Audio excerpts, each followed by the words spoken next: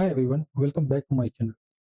In this video, we will talk about how to build a serverless TODO website using Gatsby and how to connect our serverless AWS AppSync API with our front-end website. In the previous video, what we did, we make our AWS AppSync API. If you have not seen that video, please make sure that you can see this video. In this video, we know how to build our serverless TODO AppSync API using the help of AWS AppSync, Lambda, and DynamoDB integration. Now, in this video, we will use this API and connect into our front-end website.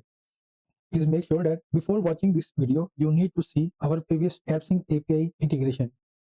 Before starting this video, there are a few key requisites and setup. In this video, make sure that you have Node.js installed in your local system and AWS CLI to manage your AWS account. You also have a AWS CDK installed globally in your local system. This AWS CDK library is used to write infrastructure as a code that we did in our previous video. And lastly, in this video, we will work on our front-end website. So we will use Gatsby to make our front-end. What is Gatsby? Gatsby is a React-based open source framework for creating website. If you deeply care about performance, scalability of your website, and also you want to build in security, then Gatsby is the right choice. And how to connect our front-end website with AppSync? We will also use Apollo client. Apollo client is used to manage GraphQL database. That's why we will use Apollo client. In this video, we will use Apollo client to connect our AppSync API with our front-end Gatsby website. Now let's get started our project. For this purpose, firstly we need to open our command prompt. So open our command prompt and install globally Gatsby CLI. We will copy paste this command npm install -g Gatsby CLI and paste it in this prompt npm install -g Gatsby-CLI. This command will configure Gatsby configuration in our local system. After then, we will build our Gatsby website. Let's wait few seconds to finish this process. Now our Gatsby configuration has been complete. After Gatsby configuration, we need to install Gatsby boilerplate code. For this purpose, we need to run this command Gatsby new. This is our front-end folder name, and in this folder, this command will generate a boilerplate code from Gatsby website. Now let's run this command. This command will generate Gatsby boilerplate code into our folder. Our folder name will be Gatsby frontend. You can change your name as you want. Let's wait few seconds to complete this process. Okay, our process has been complete. Now open this Gatsby frontend boilerplate code into VS Code. For this purpose, we need to run code paste dot. So this is our boilerplate code. In this folder Gatsby.frontend, there are few files in folder generated in this folder. Our main code lies in source. Under the source, we have a page folder. In page folder, there is a one file called index.js, and index.js is our main file of our complete frontend stack. Now we need to connect our backend AWS AppSync API to our frontend. For this purpose, we need to use Apollo client. Apollo client is used to manage GraphQL database and connect AWS API with our frontend. For this purpose, we need to create a Apollo link with our GraphQL API. Now create a folder. In this source folder, the folder name will be Apollo. In Apollo folder, we will create a file called client.js. Now we need to install Apollo client in this Gatsby folder. So we need to install our Apollo client. For this purpose, we open command prompt and go to our folder. Our folder name will be Gatsby frontend. So open this Gatsby frontend, and in the Gatsby frontend we can install Apollo client. Now copy this and paste it in command prompt. npm install @ of Apollo client. Run this command. Okay, our Apollo client installation has been complete. You can verify this installation. Go to package.json. You can verify your installation here. The version 3.12.7 has been installed. Now let's import this package into our client.js file. Import from Apollo client. In Apollo client, what we need? Firstly, we need Apollo client. After then, we need in-memory cache function. This function we need to cache our API into our frontend. After then we need HTTP link because our API has REST endpoint. That's why we need HTTP link. After then we need to import to fetch our API to our backend. That's why we need to add fetch function, import fetch from cross fetch. This is a default library that we use. Now let's create our Apollo object, new Apollo client. In Apollo client function, we have few properties. First one is link. What is the link of your API? It is a HTTP link or HTTP link. In HTTP link, we need to pass our URL of our API. So that's why we use URI. For this purpose, we use empty string. We will pass our API endpoint in a few moments. Second properties of this Apollo client is fetch. This function is used to fetch our API from backend. And third property is our API key of our URL. For this, we need header. In header, we need to pass our API. So x-API-e. In here, we also enter empty string.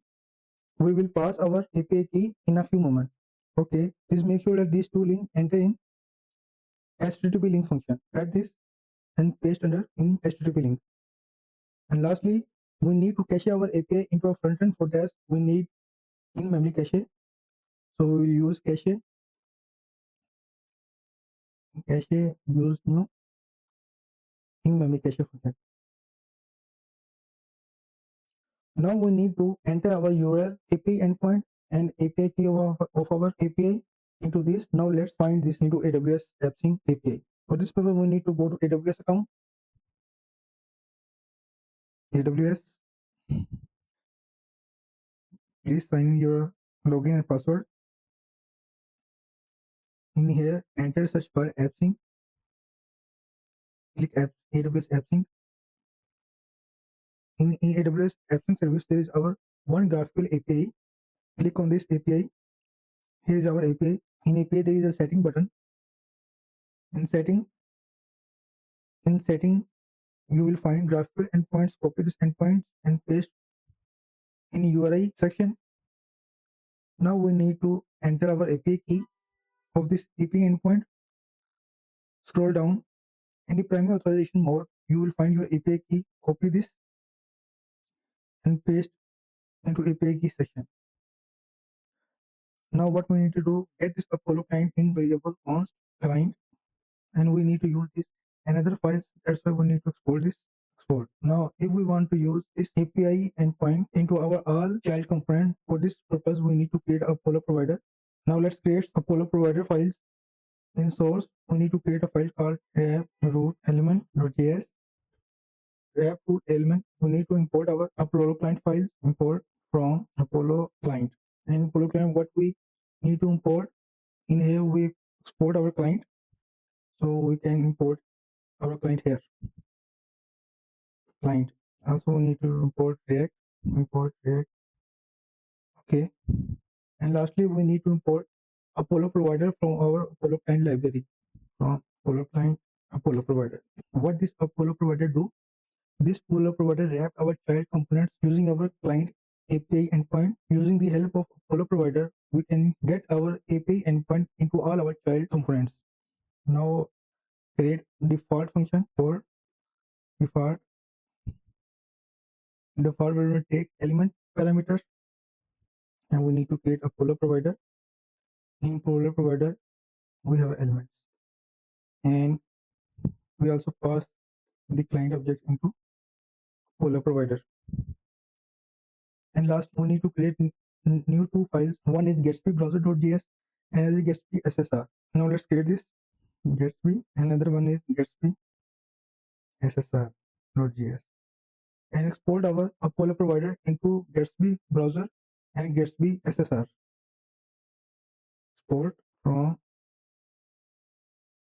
source react element. In here we need default as react element. Now copy this and paste into Gatsby.ssr. What these two files do, Gatsby-browser and Gatsby SSR. If our client want to access our API into client side, then we need to use Gatsby.browser. And if our client want to use our API endpoint in server side, so then we use Gatsby-SSR. So that's why we need to create this file. So up till now, we only create our endpoint of our API to connect our Gatsby website. Now let's write our front-end code under the pages index.js. This is our main file. Now let's write our complete front-end code. I will write once. After then, I will explain you shortly. So here is our complete front-end code. What this code do? Firstly, we need to import our necessary libraries. First, we import Apollo client. We need to add our few functions, use query, GQL, and use mutation function. This function we use to get our query and mutation from our API endpoint using the help of GraphQL schema. And we also use short ID or randomly generate ID from our get TODOs ID. Where we can get these API endpoint, you simply go to AWS account, services, you can type AppSync. Okay, in AppSync surface in query, you can find your query endpoint and mutation endpoint as well. You only need to copy paste this and paste on this in this section. After then, we need to create an input field where we get our title, where we can get our title values. And whenever someone click on create TODOs button, it will run handle submit function. In handle submit function, we generate our TODO object where we have ID of our TODO and title of our TODO and status of our TODO function. Whenever this handle function run, it will add our data into our database. Our database will be DynamoDB database. After then, what code we added into our database, I will show that code into our screen. Now let's run this Gatsby frontend website. For this purpose, we need to open command prompt. Okay, we need to run npm run develop. Before running this, please make sure that your database have not any record. So let's check. Now open AWS account and go to DynamoDB and run this. You will know that there is no record in our database. Now run this our Gatsby frontend code. This code run our Gatsby frontend into our local system. So it will create a link of localhost 8000. Let's wait few seconds to finish this process. Okay, our frontend code has been locally deployed. Now copy this localhost 8000 and paste on browser. Localhost 8000. Now you can see that our website has been successfully developed. There is an input field. If you any data, it will listed on database. Let's write choose. Click on create TODO button, and if you go on database and run this button, you will find your code on database as well. And if you want to add another data into our database, shirts, create TODOs. Now let's go to our database and check our database records, and you will find our second records into our database as well. So in this video, you will know how to create a Gatsby website and how to link with AWS AppSync API using the help of Apollo client into Gatsby frontend website. So if you like this video, then hit like and subscribe. Thanks.